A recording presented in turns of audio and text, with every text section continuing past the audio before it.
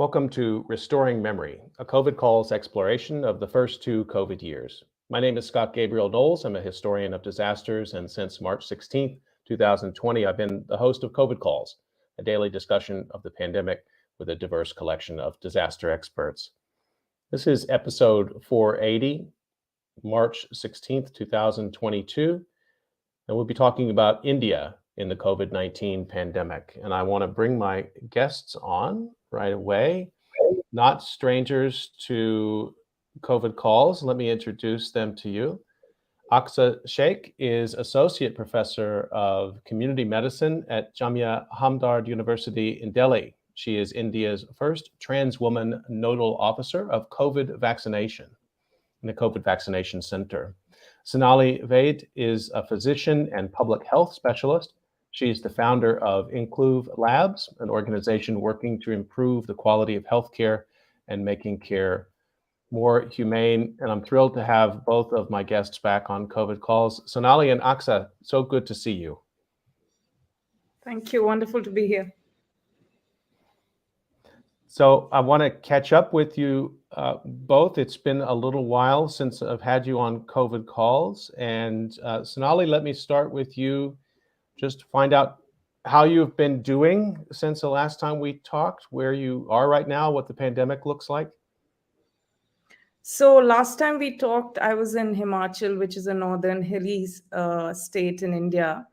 And right now I'm in Delhi, which is the capital, and things are very different. So I'm forgetting the month in which we talked, but now with vaccines and so at that time, so India went through the Delta wave. It was quite exhausting and quite a difficult time. I myself had COVID in January, so I got Omicron. This was while I was in Himachal. So since I've had COVID personally, this was my first instance of getting COVID. Personally, I've become quite relaxed. It was quite a bad spell, terrible sore throat, fever. But of course, everything else was okay, and I recovered in about eight days.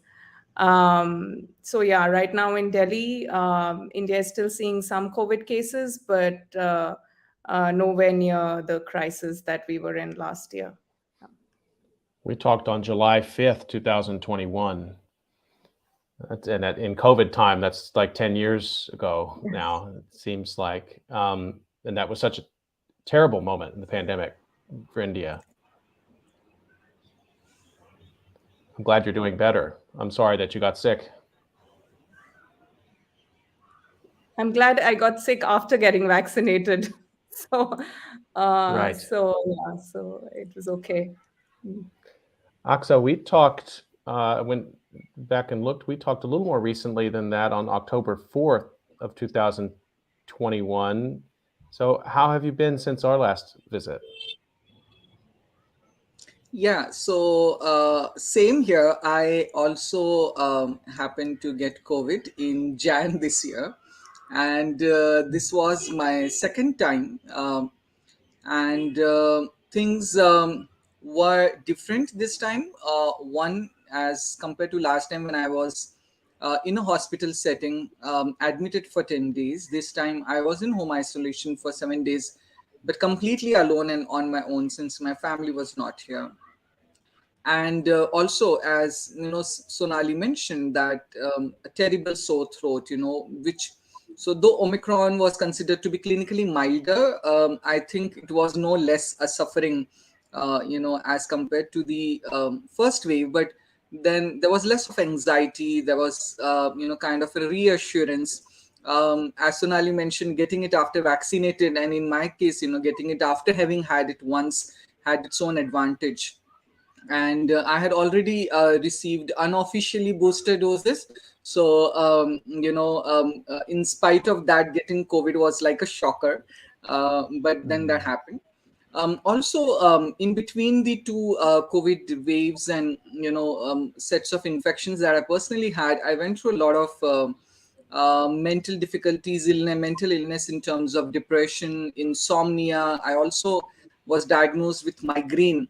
So a lot of things that we don't speak of, in terms of post-COVID, in terms of long COVID, was a personal experience in terms of these things which suddenly propped up from nowhere. Yeah, that was an experience, if I may say so. Okay, I'm glad that you're all right. I'm sorry that you had it and twice. I mean, I guess given the clinical setting that you're in and the transmissibility of Omicron, we shouldn't be too surprised. Does that make your work harder when you're a vaccine advocate, when you're running a vaccine clinic and you also get it though you're vaccinated? I mean, this is a big problem in the United States with vaccine skepticism and anti-vax. People say, look, people are getting these vaccinations and still getting Omicron. Why would I bother? What do you say to that?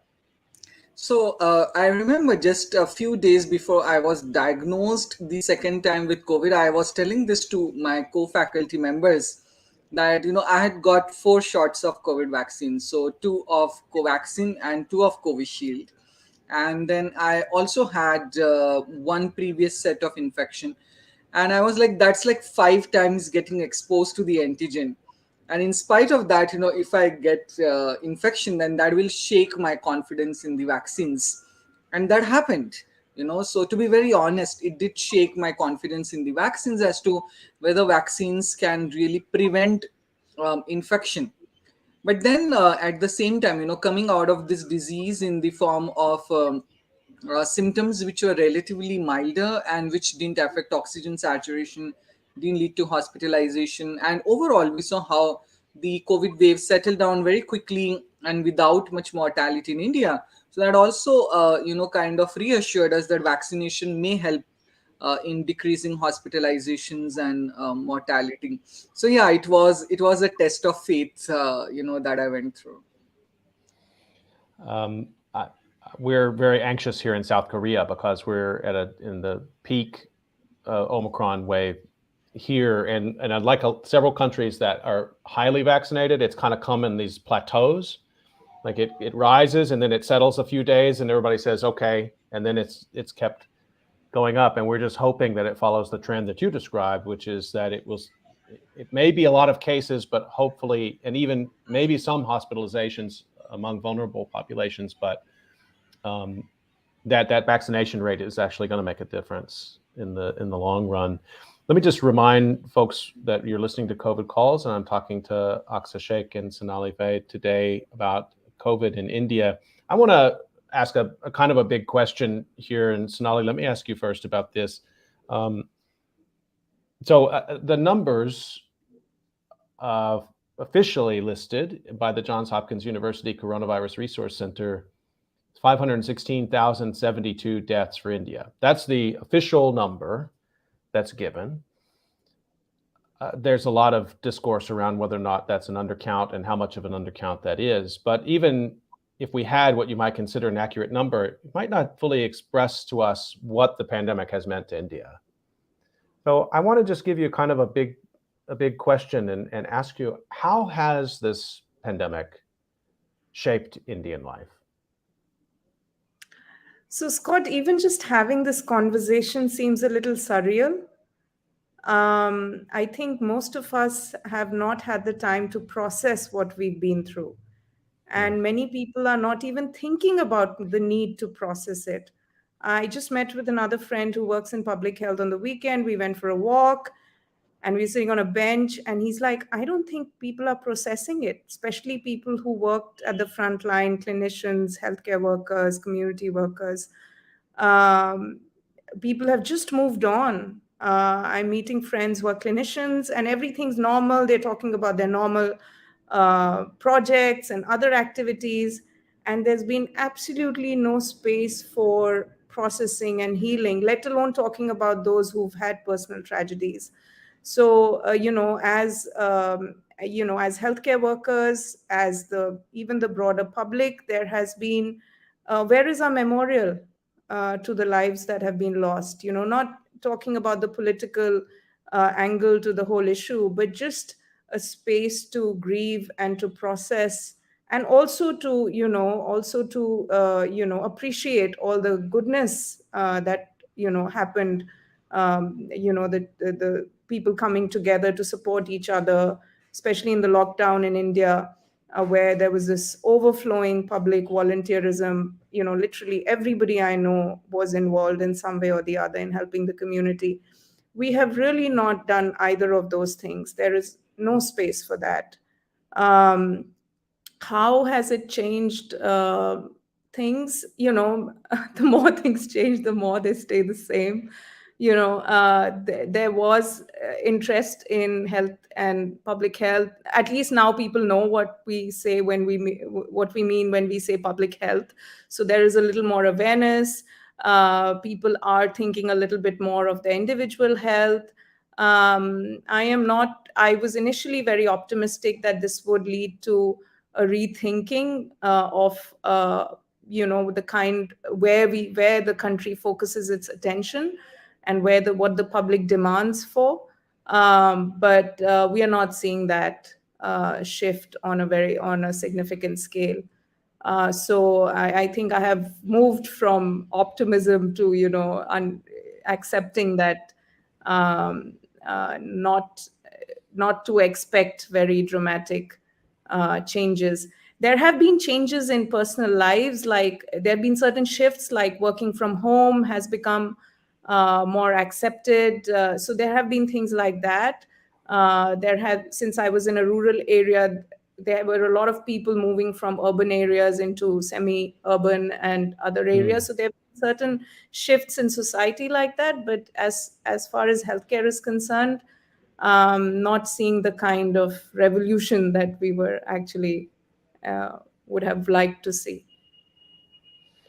Aqsa, are you feeling the same way? I mean, what Sonali is describing is a disaster of immense proportions, in which people are either so in it that they can't make sense of it, or they're trying to get past it and normalize it without discussion. I find that disturbing, and I also find it echoes a lot of what seems to be happening in the United States, honestly. Yeah, I completely agree with Sonali on this. And reflecting on how the Indian society has responded, I think public memory is really short lived. So we had seen some very disturbing scenes during the second wave of the COVID, when people were squandering for oxygen cylinders, medicines, hospital beds. There were scenes of mass cremations, burials along the banks of rivers, and some people who could not even get a proper burial or cremation. um, but in spite of that, when we look at what happened just 1 year back, it's not even 1 year, things have changed so dramatically, as if it's a defense mechanism at a mass or social level, where people are trying to forget about what happened and just move on with their lives. And while Sonali, did slightly mention about the political angle, I would like to talk about it. So we recently had, elections to 5 provinces in India, and the COVID response was not even an agenda during the elections, or how we dealt with it. So it's all about how the leaders have been able to project how they responded to the pandemic, and somehow people's own memory, and how they perceived it, is like completely erased, or there's so much of mass gaslighting, which happens through the political propaganda, that often the people are made to believe that, yeah, they received a good response, while completely denying the kind of deaths and devastation which happened not a very long time back. So it initially used to fill me with anger, how people can be so insensitive. But then with more understanding, that anger has dissipated now, and it's a state of pessimism, as Sonali mentioned. So while we are dealing with Ukraine and Russia war, and such impactful events which are happening in modern history, but I think people are just carrying on with their lives. In India, Ukraine, Russia war, and the number of lives which are being lost is not even a major talking point nowadays. We are more talking on a piece of clothing, for example. Our health budgets have not changed at all. They're stagnant. Our research priorities have not changed. Our research ethics and transparencies have not changed. No heads have rolled, in spite of lakhs of people dying in India. Not a single head in the administration has rolled. So the question is, what will it take to really change us? What will it take really to shake us? What will it really, take? For what kind of devastation do we need? If not this, then what? Is the question that I'm left to ponder with. Let me stay with this for just a second. There's so many interesting things in what you're both pointing to here. I want to know more about the ways that healthcare workers in India find each other and make some sort of common politics, because this is a big struggle in the United States among healthcare workers and nurses. One of the things I think they've learned is that they might have some capacity to organize it at a local level, but in terms of national organization and demands for safer workplace, for better compensation, for example, they haven't been able to do it. And politicians are happy to say how bad they feel for the healthcare workers who've been working these long hours, but it hasn't materialized in any important way, as you said, Aqsa, in terms of research budgets or in terms of just more compensation or time off.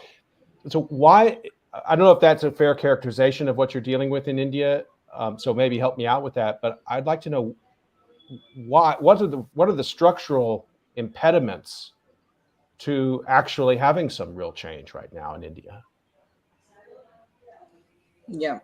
Sonali, you want to go first, or should I? Go ahead. Go ahead. Yeah.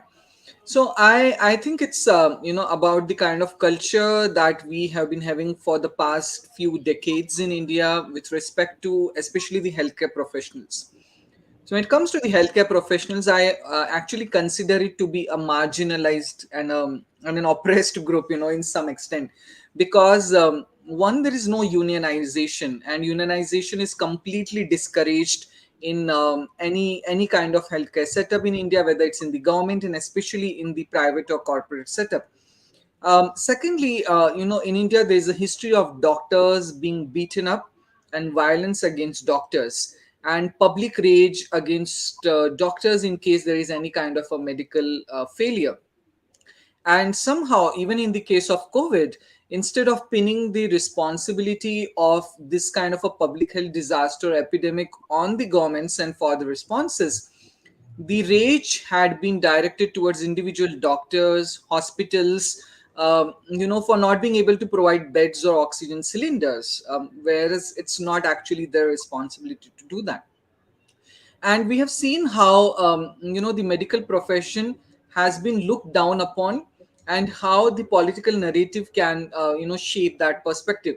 So recently, when post Ukrainian invasion, when we had the foreign medical graduates being evacuated and brought back to India, we had this public sentiment which kind of demeaned the medical students who chose to pursue medical education in a foreign country, and they were looked down upon in term through the lens of merit.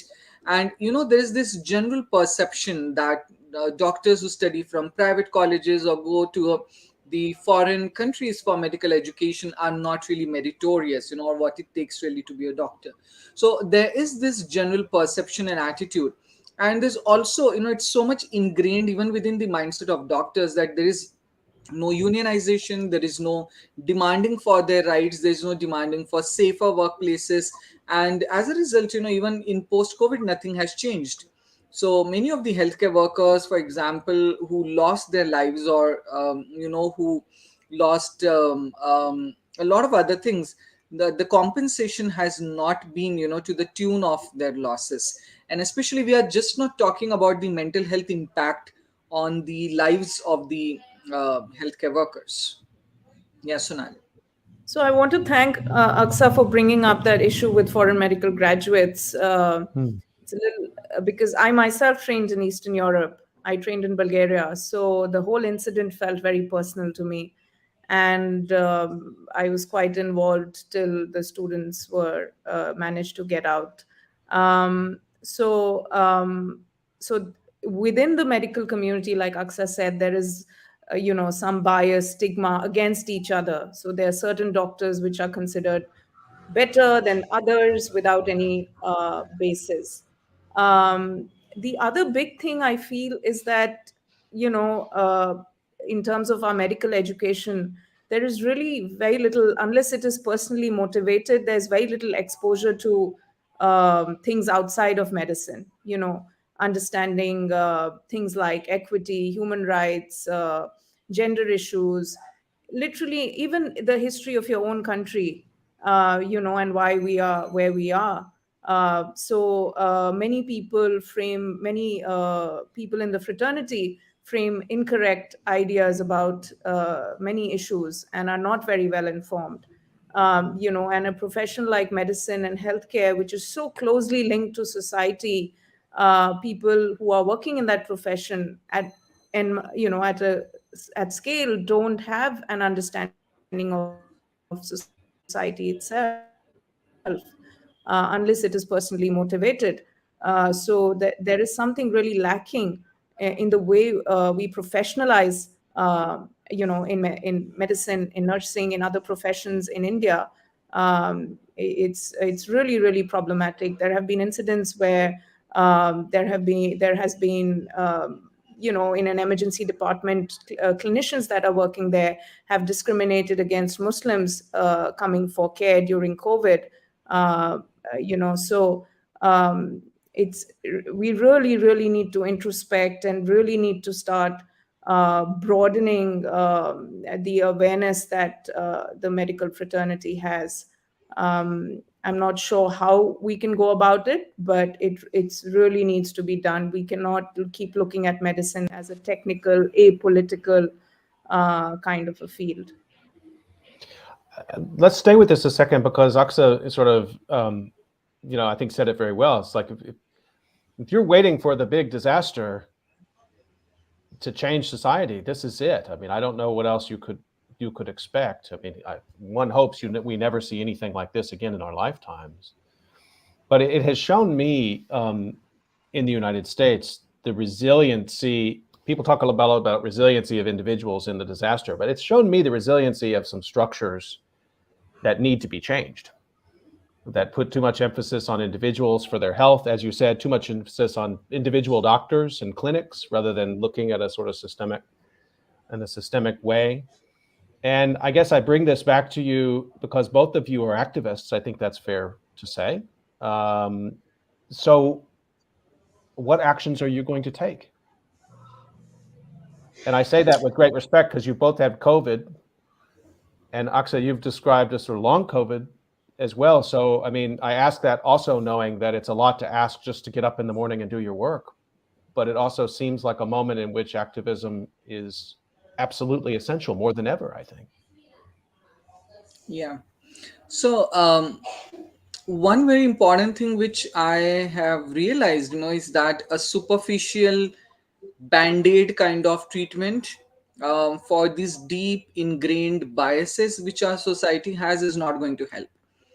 We really need change of perspectives, mindsets, in terms of how we look at health, how we look at public health, how we demand public health, and how, especially now, my work is more centered around intersectionality, on looking at the intersections of religion, caste, ability status, and various other kinds of marginalizations. So, as Sonali mentioned, and I'm also a medical educator, and my focus, and since you asked what I plan to do or intend to do, is to work with the young medical students. I think it's very difficult to change the mindsets of those who have already passed out of medical college and are practicing right now. And it's very much evident in our WhatsApp groups of medical doctors. When you see evidences of, for example, Islamophobia amongst the doctors, you see hate against Dalit or persons from scheduled castes, with doctors writing on their Twitter bio that they come from unreserved caste. So it really fills me with a lot of disgust when I see all this. And I also know that if we really want to bring that change and long term and sustained change, then I need to work with the young minds in the medicine, especially with the young medical graduates, and try and catch them young. So, what we have been trying to do is to work with these medical students, and kind of initiate dialogues and talks. So, just to mention, yesterday I was taking a class with the first year medical students who had joined 1 month back, and another trans student came to me and said that they identify as trans person. And this is the first time that in a medical school, in my medical school, I have a trans student. And they came to me as a trans teacher. And that was such a beautiful moment, that finally you have some kind of a solidarity coming, and people coming out and being able to identify. So I think we have been able to create that kind of a safe space where students in first month of their medical college can come up to their teacher and say that they identify as a trans person. So we are looking at how we can have a dialogue with these young minds, and bring in more empathy amongst them. Thank you for sharing that story. That's a great story. That's the most hopeful I've felt all day, and I appreciate that. Sonali, what about you? Anything you want to add to this, the problem of activism in a time in which people seem to be either tired or deactivated or reactionary? Thank you, Aqsa. That was beautiful. Yeah, thank you. Very meaningful. Um, um, for me, it's been a lot of turning inwards. Um, so a lot of trying to figure out my own motivations for activism and how I want to, uh, you know, uh, act in the world. So a lot of the last 2 years have been just jumping in whenever there's a crisis. And I'm sort of taking the time to figure out whether that is the best way. What happens when the next impulse to jump in strikes? So when the Ukraine crisis hit, I was like, Sonali, there are enough people out there who are helping the students. You don't have to get involved. So for me, it's a little bit of where do I need to invest my energy and where I don't need to invest my energy. So I'm still figuring that out. And I think it's okay to go back and forth into the world and take the time to introspect, figure out, your own reserves and framing, and then re-enter. And I think some of us probably don't have the time and space to do that, but those of us who can carve that out, I think that is going to be very essential in a world where uh, we do need to, keep doing this type of work. We shouldn't be burning out and making ourselves unhappy. Yeah, I mean, I just want to add to that. So the last 2 3 years, feels like we are civilians in war zones. It's like there's a constant shelling happening, and initially you were new to the war zone, so you reacted. You tried to do whatever you could, you Yeah. fight back. But Yeah. now it's like very much important to self preserve yourself. So as Sonali mentioned, I take a back seat a lot of times now, and think about self care more, and think about it as a marathon and not like a sprint. Because it suddenly feels like, in these last few years, this crisis after crisis after crisis. And it's not just from the healthcare perspective. I, as for example, a Muslim woman in India, who wears hijab, for example, faces so many levels of oppressions, and so many opportunities for activism, that I have to like pick and choose that today on which topic I am going to treat, whether it will be on the hijab topic, whether it will be on Islamophobia, whether it will be on COVID vaccination, whether it will be on trans issues. So Mm. it's like, I have to there's no restraint now. I do take very for self preservation, which was not a couple of years back. So it it's a very overwhelming feeling currently. And I think we also learning how to live in this world. I think we have just a slight delay on Aqsa's signal there. We didn't quite catch the very last part of what you were saying there. We might give it a second just to catch up with us. Aqsa, can you hear us? Yeah. So I was saying that we are really feeling like we're in a war zone, and Right. it's like now we have realized that it's going to be a reality for the next few years. So we have to learn to live with it. I really appreciate you both sort of talking about the pace of things and the need to take some time to take care of yourselves, and that's really important. But I also feel like maybe society is not giving you a break. I mean, your duty as physicians and the amount of work you take on as activists, it's maybe the pace that you consider resting right now is actually not a resting pace. Yet maybe you've gotten used to something that is so much work.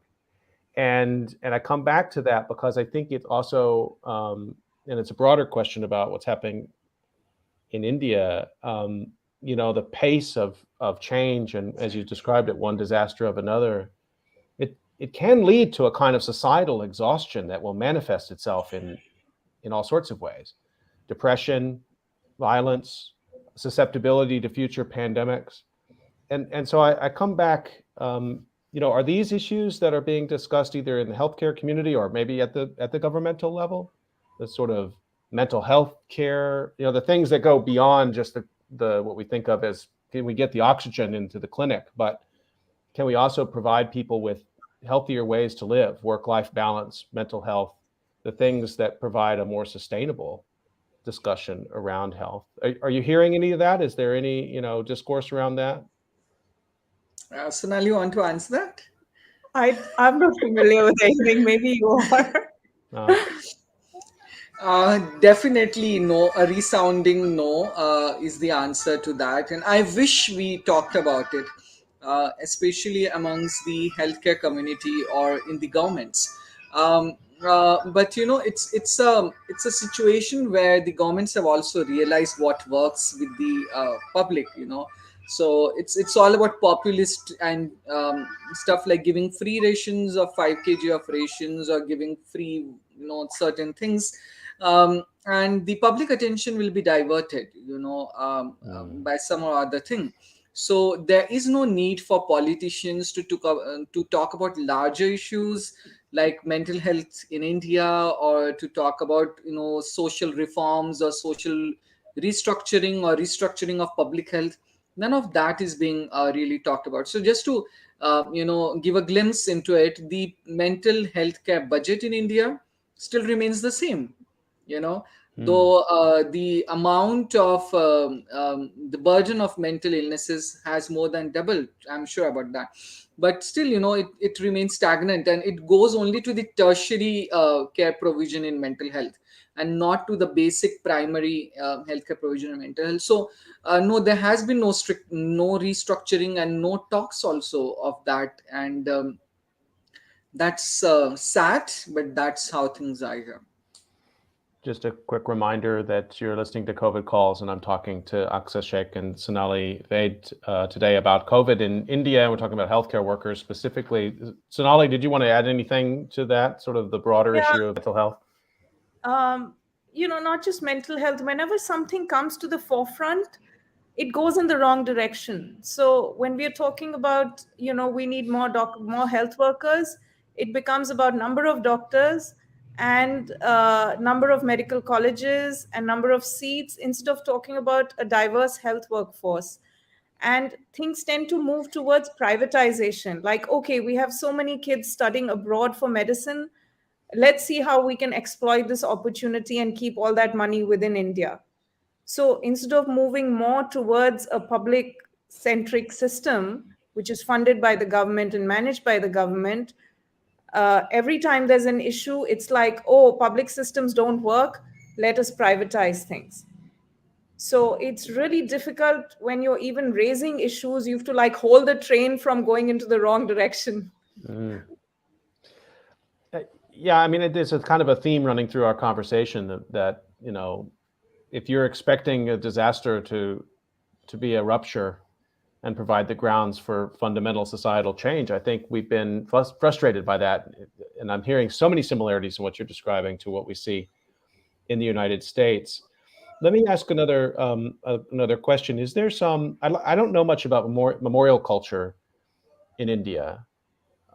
In the United States, it takes many different forms, from obituaries in the newspaper to obviously cemeteries and private funerals, but also in the age of social media, there's been a lot of quite interesting attempts to memorialize and not let go so easily of the stories of suffering and death among people who want either justice, or they want to keep it as a lively issue because they're suffering from long COVID.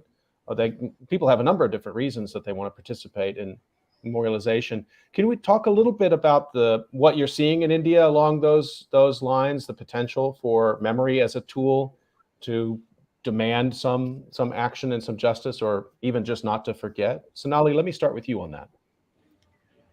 It's very scattered. It's very individual driven, small initiatives. I know one magazine collected some profiles of people who had passed away, but I don't see anything significant.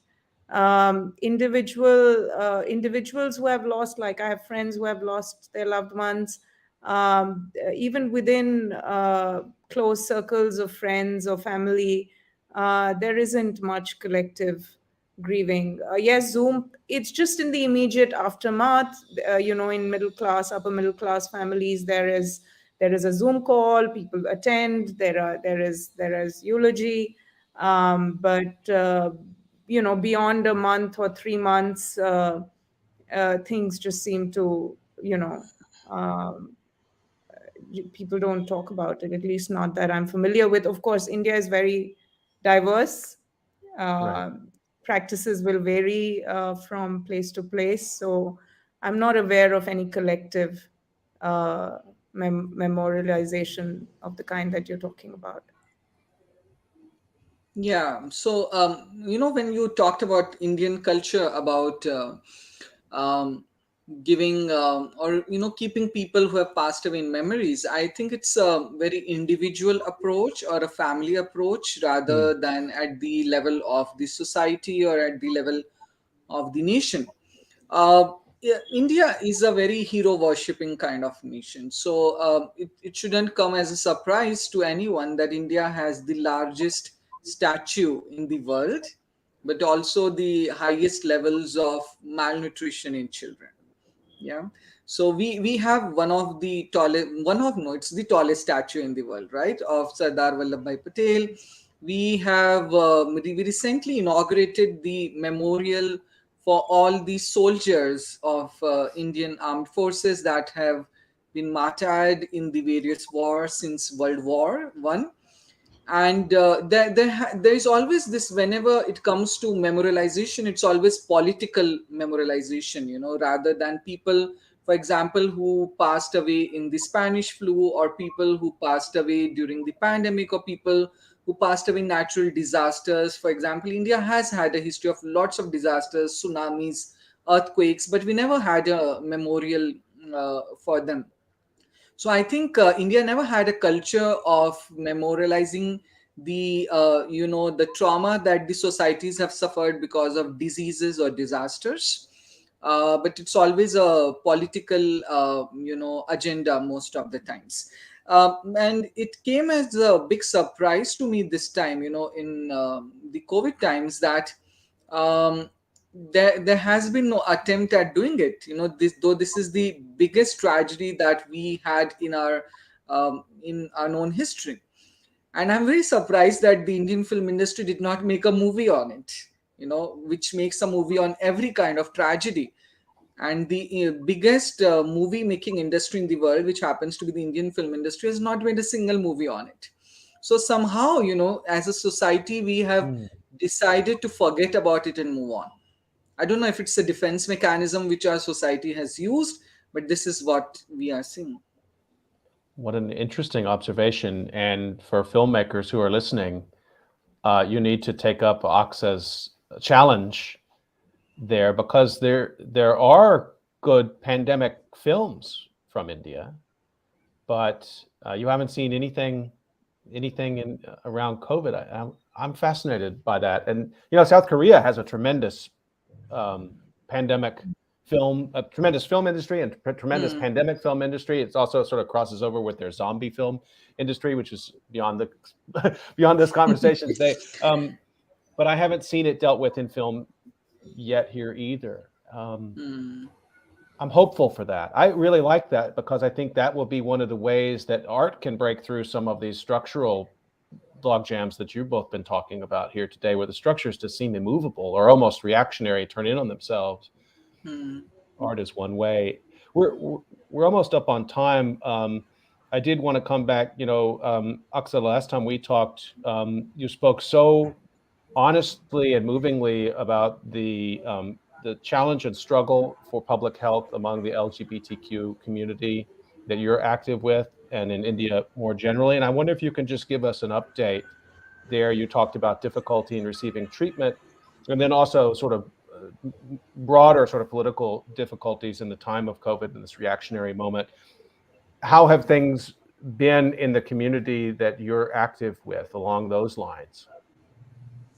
Yeah, so I recently interacted with the trans community members from Bhopal, which is a city in central India. And, while we were talking about the experiences during the COVID times, one person mentioned that she hadn't received any dose of the vaccine yet. And when we explored that further, because that was surprising, because we assume that every adult in India has now, gotten vaccinated. And she very succinctly mentioned this, that she does not trust the Indian healthcare system, or she does not trust the medical system in general. And the reason for that is the kind of historical abuse that the medical system has done of the queer community, and especially of the trans persons. As a result of which, unless it's a life threatening condition, the trans folks do not want to visit the public healthcare system. So I have heard of a lot of tragedies that have unfolded within the trans community, with people passing away with on account of COVID, with people having received abuse during their management of COVID, either in the form of testing or admissions or other things. And things, it seems that things, haven't moved, things haven't changed for the queer community in the past 2 years, since the pandemic broke out. But the community is quite resilient, the queer community, and especially when it comes to the trans community and from the socio-ethnic groups, what we call as the hijra or the kinner community, India, it's quite resilient. And it's very heartening to see that resilience only increase during these last 2 years, in terms of the community members supporting each other, in terms of community members creating more avenues for pursuing healthcare for themselves, in the form of having identified another doctor from a public healthcare setup to whom they can go. So it's there are these mixed stories I get to see. So there are the stories of losses, but also there are the stories of extreme resilience within the community. Sonali, I just want to give you a chance to comment on that, and thank you for that. I think very honest description of what's It feels like the last time we talked, it's kind of small steps, and then some setbacks, and then some continuing small steps. But I come back to the story that you shared with us a few moments ago about the trans student who came to you and spoke. I mean, that's one story, but that's a huge step, right? Yeah. And telling that story widely is important, and I'm really glad that you told it to us here. Sonali, just to give you, I think I'll give you the last word as we're wrapping up here. Yeah, I just want to build on what Aksa said about resilience. I think the thing that happens in disasters is that networks and connections, which would never have happened otherwise, emerge. And I think, at least for me, I probably now know at least 300 people who I would have never been in touch with. And I think therein, I think these people-to-people connections that evolve at a time of crisis, I think these are a great asset. And these help us as we move forward and can be a bulwark against, the systemic oppression and the structural failures, that are probably harder to fix. I'm really happy that we can finish our conversation on that hopeful note.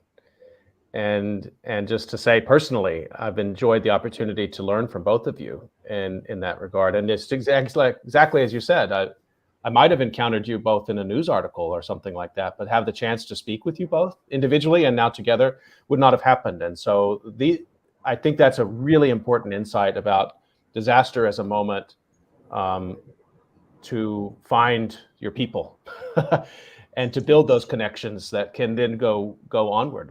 And I think they will.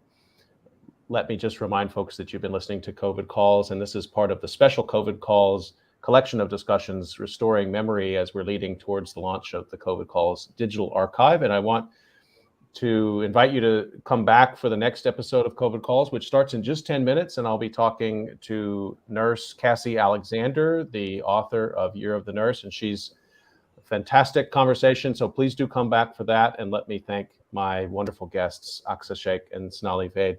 You're both inspirational, and thanks for taking the time to talk with me today and to share your insights with our audience. Thank you so much. Thank you. Thanks, Scott. We'll see you next time on COVID